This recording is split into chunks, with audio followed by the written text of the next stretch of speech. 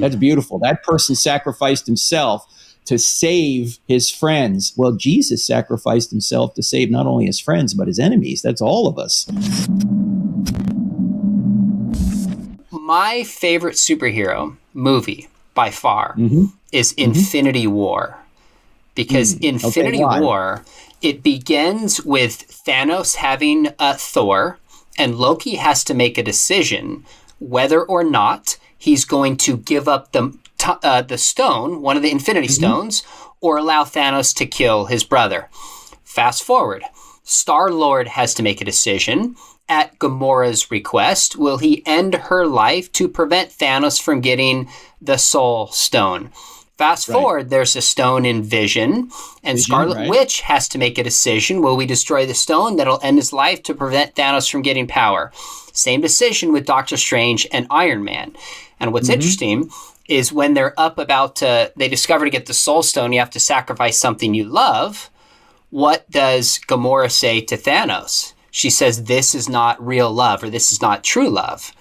What does Captain America say? We're not in the business of exchanging lives. Yeah, that's right. We don't trade lives. The question in Infinity War is, what is the value of a human life, and when can we sacrifice it? That movie, as you know, climaxes in Endgame with Iron Man laying down his life, the one in 14 million possibilities. That's the kind of true myth that Lewis is talking about. The point that you're making is saying, maybe this doesn't prove Christianity is true. Of course not. You can find these stories in other religions, but maybe it suggests something about the world, that love really is sacrifice. Maybe we are in a cosmic battle, and maybe we tell these stories because it's written on our hearts so deeply we can't escape it. That's why it's my favorite movie, but that's really the heartbeat of your book, is you're making these connections for people, trying to help them see these things in all these films that suggest maybe they should take another look at the Christian story.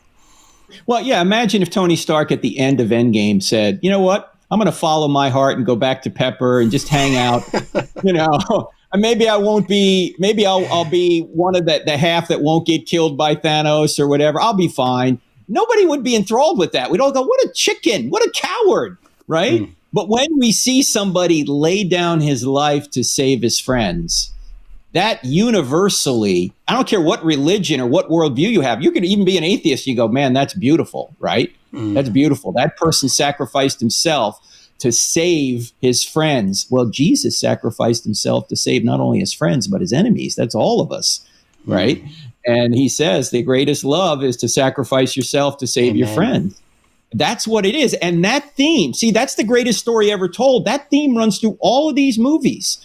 Every one of these superhero and fantasy movies, you see sacrifice as necessary for salvation. And the reason it's necessary in our world for salvation is because if infinite justice exists, and it does, it's God's nature, he can't allow injustice to go unpunished. He has to punish somebody, otherwise he's not just. So what does he do? He punishes himself. He takes the punishment on himself. That way he can be just and the justifier of the one who has faith in Jesus. So his infinite justice and infinite love can only be resolved if somebody takes the punishment for us, and it turns out to be him. And that's what Iron Man does. That's what all these hero movies eventually do. They wind up, somebody's going to sacrifice themselves to save others. That's the beauty of it.